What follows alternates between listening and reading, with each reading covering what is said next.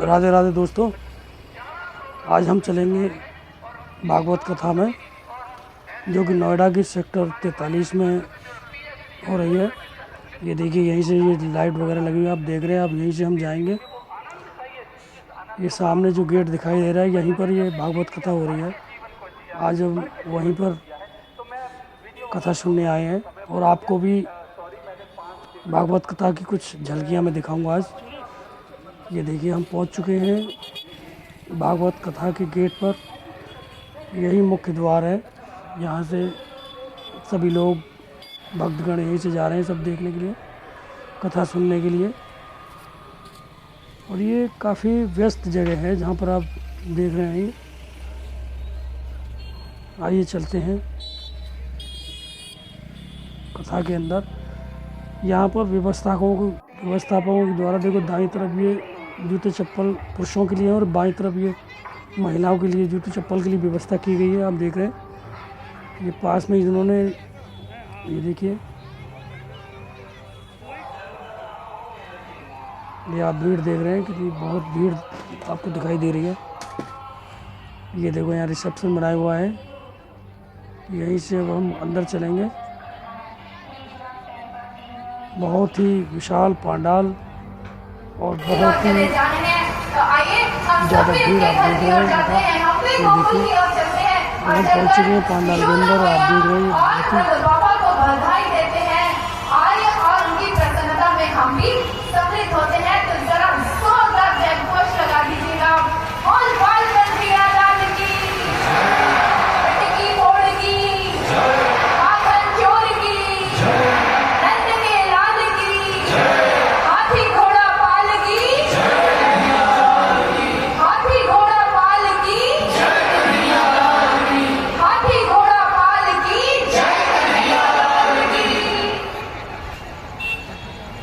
वृंदावन बिहारी लाल की, लड्डू गोपाल की, सच्चे दरबार की। हम सभी इस दिव्य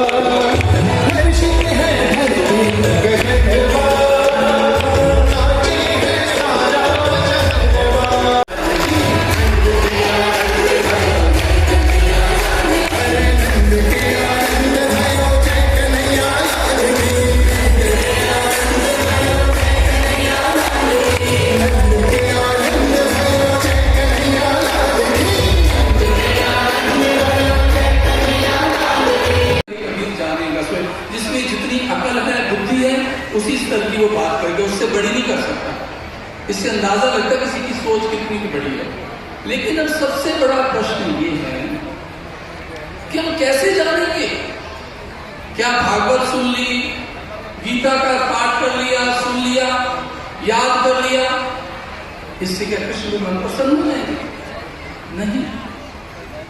आप जानते हैं, आपने देखा है, सीरियल देखा है, महाभारत कथा सुनी है महाभारत की, भागवत की, कि अर्जुन भ्रमित था, अर्जुन के साथ थे कृष्ण।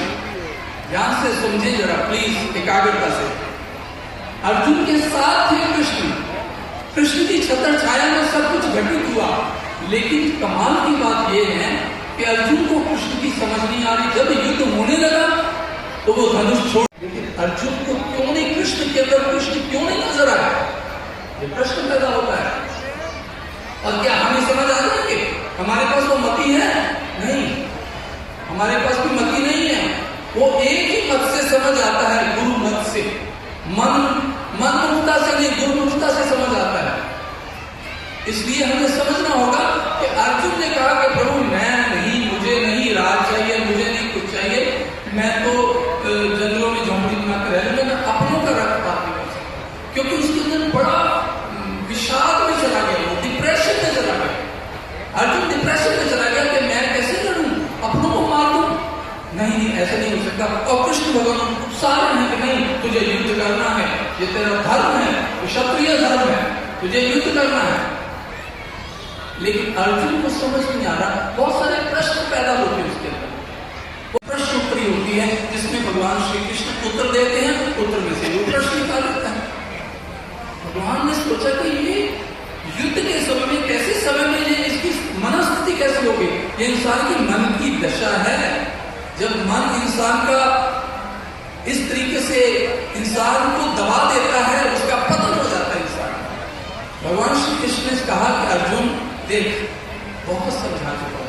समझाने से कोई समझता है कि आपकी संतान समझती है? इतनी बार समझाते हैं, आपकी औलाद समझती है? नहीं, समझाने से कोई नहीं समझता। जब ठोकर लगती है ना, अनुभव होता है, फिर समझ आती है। इसलिए भगवान ने कहा कि सुन, अब ठोकर मारने का समय। अर्जुन, क्या तू मुझे नहीं जानता? तू नहीं मुझे जानता? कहता नहीं प्रभु, आप जानता हूं मैं आपको, आप मेरे सखा हैं, आप मेरे भाई हैं। कहते नहीं, तू मुझे नहीं जानता। क्यों नहीं मैं जानता? मेरे सामने खड़े। कहते जो तू मुझे देख रहा है मैं नहीं हूं, मेरा शरीर है। ये गीता कहती है।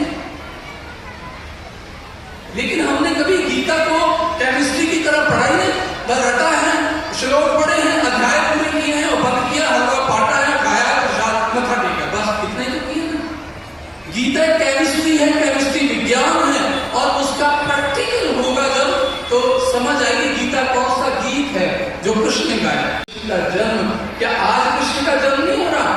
हो रहा है, भक्तों के हृदय प्रदेश में हो रहा है, अंदर हो रहा है, बाहर नहीं हो रहा है। जब उसका जन्म होता है तभी इंसान के अंदर रोशनी होती, प्रकाश होता है। वो कृष्ण का ही प्रकाश है, वो ईश्वर का ही प्रकाश है। अर्जुन को कहते हैं कि अर्जुन तू मुझे नहीं जानता? कहते प्रभु मैं जानता हूं। कहते नहीं जानता, मैं तो सकल ब्रह्मांड में समाया हुआ हूं। मैं पेड़ों में हूं, पक्षियों में हूं, जानवरों में हूं, इस चर अचर पूरे विश्व में हूं, ब्रह्मांड में हूं। मेरे कारण से इस सूर्य में रोशनी है, मेरे कारण से इस चंद्रमा में रोशनी वगैरह वगैरह। बहुत एक्सप्लेन करते हैं। अर्जुन सोचते हैं कि ये क्या? तो फिर प्रभु आप है वो कौन? जो आप हो, फिर मैं आपको कैसे जानूं, कैसे समझूं कि आप कौन हैं? तो कृष्ण क्या कहते हैं? अर्जुन तो मुझे इन आंखों से नहीं जान सकता। ये भौतिक आंखें हैं, भौतिकता को देखती है। जो दो आंखें हैं जो माया को देखती हैं, मायापति को भी देखती हैं। ये केवल माया को देखती है। माया मतलब जो विस्तार जो इन आंखों से दिखता वो सब माया है। ये बिल्डिंगें, ये टेंट, ये लाइट, ये गुब्बारे, ये रंग बिरंगे, ये सब माया का रूप है। और ये बहुरंग माया, लेकिन महापुरुष कहते हैं बहुरंगों की माया, इंसान इसमें भ्रमाया हुआ है, हमेशा भ्रमित रहता है, कंफ्यूज रहता है, इसे समझ नहीं आता मेरा जीवन का मार्ग क्या है, मेरे सुख का रास्ता कौन सा है, मैं कहाँ। और एक बात मैं बीच में रुकता हूं, सुख का मतलब क्या है? सुविधाएं थोड़ी, क्या कितनी सुविधाएं। सुख का मतलब सुंदर आकाश, स मतलब सुंदर, सुदर्शन, सुंदर दर्शन। सु मतलब यहाँ संस्कृत के लफ्ज से निकला, जो भगवान का घर है, हरि का मंदिर है, हरि मंदिर, तेरे पूजन को भगवान बना मंदिर आलिशान। ये मंदिर है ईश्वर का, जहाँ भगवान कहते हैं अर्जुन को, अर्जुन मैं तेरे हृदय में भी हूँ, अगर मैं सकल ब्रह्मांड में हूँ तो मैं तेरे हृदय में, हर भूत प्राणी के हृदय में हूँ। अर्जुन को मुझे अपने अंदर ही देख सकता है। देखने का स्थान यही है, ईश्वर को देखने का स्थान यही है, यही स्थान है जो अति पवित्र है, 9 द्वारों के ऊपर है।